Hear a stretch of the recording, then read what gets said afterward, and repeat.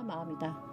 언젠가 한 한국인 교포 원어민 선생님이 한국만 대마초 불법이지 제가 살던 주는 애들끼리 모여서 가끔 피기도 하고 그랬어요 라는 말에 그래도 여기 한국에서는 아직 그런 선생님들 없겠죠? 라고 반문했던 기억이 나는데 그 후 약 2년쯤 외국인 강사들의 코카인, 대마초 흡입 사건 등이 대서특필되었고 그동안 얼마나 무방비로 허술하게 그들에게 교사라는 이름을 허용하고 우리 아이들을 맡겼는지가 드러났다. 그 반대로 한국에 와서 정착을 하고 여기 영어 유치원 외에 저녁엔 입시반, 학원 출강에 또 틈틈이 개인 수업을 하는 외국인 선생님들도 간혹 계셨는데 이분들은 출근 표정부터 교무실에서의 태도 하나까지 앞서 이야기한 강사들과는 큰 차이가 있다. 틈틈이 한국어 공부까지 하는 그들은 프로들이었다. 일본, 베트남 그리고 이번에 한국을 들린 배낭여행 중인 것 같은 외국의 한 젊은이가 1년, 2년 잠시 즐기다 머무르며 아이들을 가르치는 모습과 정착해서 여기가 자신의 생활터전인 교사들과의 차이는 어쩌면 당연한 일일지도 모르겠다. 부모님들은 영어 유치원을 보내는 제일 큰 이유가 그 강사들을 통해 내 아이가 영어를 익히기 위함인데 정작 가장 중요한 그 강사, 스승이 누구인지 모르고 보내시는 분들이 대부분이었다. 간혹 아이 학급의 담당 교사와 50분 정도만 인터뷰 가능하겠냐고 물어오시는 맘님들이 계셨는데 한 학기에 한 2분, 3분 정도 되셨다. 물론 나부터도 영어 하면 벌써 주눅부터 살짝 드는 우리나라는 이상명상한 영어 중압감이 있다. 심지어 수업 관람을 하던 엄마에게 강사가 뛰어와 뭔 전달할 이야기가 있었는지 인사를 청하자 얼굴이 빨개지셔서는 손을 내저으며 저같이 도망가시는 일들도 간혹 있었다. 그 많은 학비를 내어가며 정정당당하게 아이 상황 하나 물어볼 수도 없다니 아니면 내 옆에 주임이나 소통이 가능한 교포 교사들에게 통역을 청해도 얼마든지 가능한 일인데 우리 한국인 교사를 대하시는 것과는 확연히 다른 그들을 마주하기조차 어려워하시는 학부모님들의 모습을 보면서 왠지 모를 아쉬움은 어쩔 수 없었다. 그러다 보니 아이의 학습 상황을 한국인 담임, 보조교사, 부장교사 등을 통해 건너 전해 듣는다거나 학기 말엔 종이에 ABCD 몇 칸짜리 나뉘어진 네모난 평정란에 체킹한 정도를 보고 만족하는 수준에 그칠 수밖에 없고 또 이런 일도 있었다. 언젠가 귀에 금빛 고리 모양의 귀걸이 하나 마늘 낀 아시아계 호주인 남자 선생님이 새로 오셨다가 한 달 만에 그만둔 일이 있었다.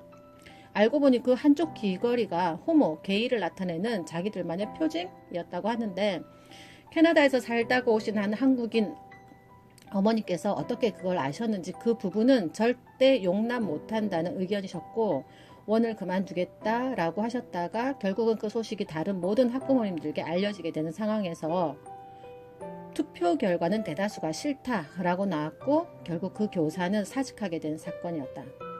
그런 강사의 취향이나 개인사 등의 일들이 어떤 이에겐 편견이나 차별 문제 혹은 엄마들의 이기심 아니면 당연한 관심, 학부모의 권리인가 등등 여러 가지 가치관에서 논할 수 있고 다양한 의견이 팽팽히 대치될 수 있는 사안이었고 일반 우리나라 학원이나 학교에서의 선생님 모습과는 아직 많은 이질감 그리고 적지 않은 원비를 지불하고 내 아이를 맡긴 학부모님들께서는 당연히 그 의사를 밝힐 수 있다란 판단들 아래 나온 결과였다.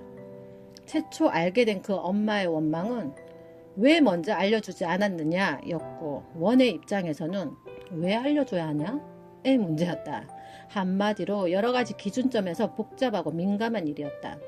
이처럼 다른 나라, 다른 타 문화권에서 온 사람을 온 국민이 열망하는 영어 그 하나를 가르칠 수 있다고 해서 무턱대고 사교육기관에 말만 믿고 내 아이를 맡기기엔 여러 예상치 못한 배경들과 불협화음이 생길 수도 있음을 대략 알고 있는 것도 영어 유치원 입학 선택 결정 시 하나의 고려사항이 될 수 있고 또한 강사들을 보는 각도의 다양성을 넓히는 데 중요한 하나의 팁이 될 수 있다. 단지 영어를 모국어로 쓰는 나라에서 태어난 횡재를 한 사람인지 아니면 아이를 정말 좋아하고 영어라는 한 언어를 한국이라는 이 나라에 와서 가르치고 싶어서 혹은 그 어떤 사명감으로 아이들과 생활을 선택한 사람인지를 먼저 판단 후 결정함이 무엇보다 중요한 첫 번째 요소일지도 모른다. 그리고 가장 중요한 세 번째, 자칫하면 모국어 습득에 문제가 발생한다.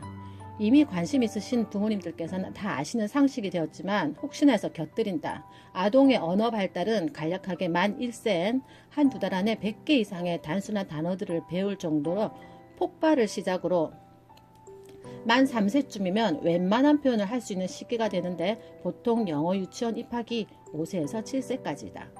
실상 이 시기에도 충분한 조사, 형용사, 부사 등등 자기가 표현해내고자 하는 만큼의 사실 내용 묘사 반도 못한다.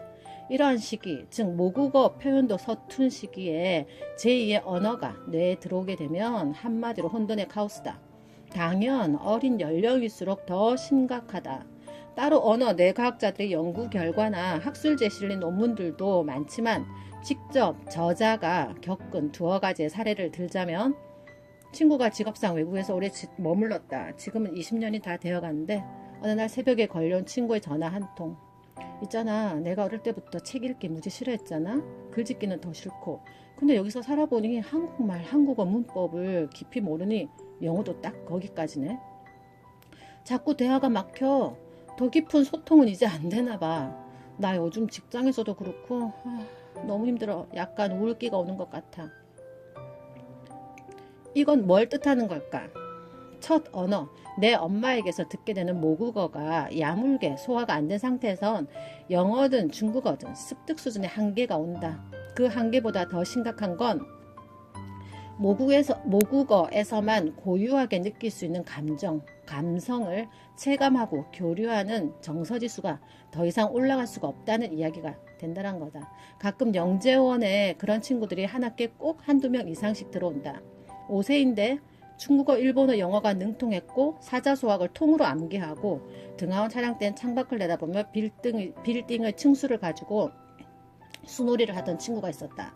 그 능력만 보자면 천재다. 교사인 나도 가끔 넋을 놓고 그 친구가 읊는 수학 공식이나 중국 한시를 듣기도 했는데 하지만 그 친구는 심각한 장애를 가진 아픈 친구였다. 담당 교사인 내 얼굴을 정면으로 보고 눈 마주치기까지 6개월여가 소요되었고 한 학기가 끝나도 여전히 또래들과의 소통 역시 힘들었다. 갑자기 원의 입구문을 열고 뛰어나가기 일쑤였고 언젠가는 천신만고 끝에 경찰서로 찾아가서 데려오는 사건까지 일어났다.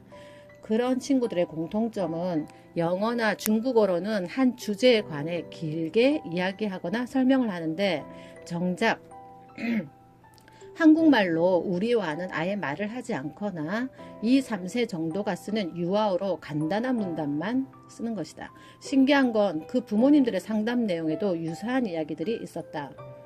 처음이 문제였다.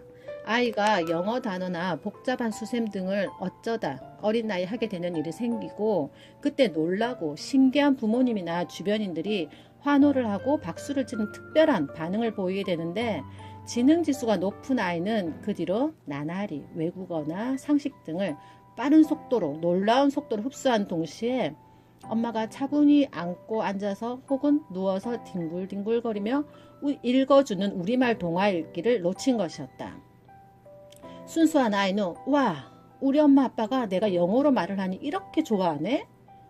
처음으로 가슴 뛰는 강렬한 기쁨을 경험하게 되고 이후 그 한 가지에 주력하게 되면서 골고루 소화되어야 할 정서적 교감이나 소통 이해 등을 관여하는 뇌의 일부 신경들의 발달 속도가 7세임에도 2세 수준에서 멈춰버린 것이었다.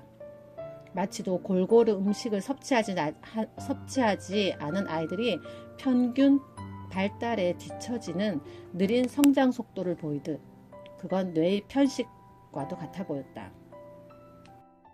왕성한 학습의 습득 속도와 그 양만 제외하면 자폐아와 별 다름이 없었다. 국가영재원 심사에도 결국 탈락되고 일반 유치원에선 적응이 안 되니 소수 정예제로 운영하면서 여러 가지 다양한 수업을 하는 개인이 운영하는 영재원을 먼 거리와 높은 수업료에도 어쩔 수 없이 다니게 되는 케이스였다. 물론 소수의 일화일 수도 있다. 하지만 모국어가 완성되지 않은 상태에서 영어든 수학이든 그 어떤 뛰어난 능력이라고 해도 아이의 천재성을 본디 가지고 나온 우수성을 도와주지는 못한다. 아니, 도와주기는커녕 아이를 해치는 지름길이 될 수도 있다. 모국어는 단지 우리나라 말이 아니다. 내 엄마의 따뜻한 품 안에서 배우는 사람 냄새다. 그 냄새를 질리도록 실컷 맡은 후에는 영어든 화성에서 쓰는 외계어든 소통에 없어서는 안 될 언어라는 매개체를 아이는 끝까지 그리고 깊이 습득할 수 있다.